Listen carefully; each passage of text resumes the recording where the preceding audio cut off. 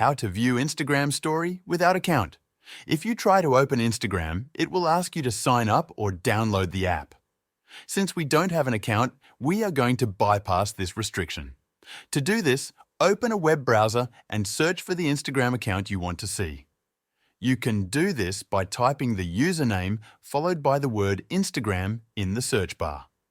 For example, if you search for HM on Instagram, you will see a link to their profile.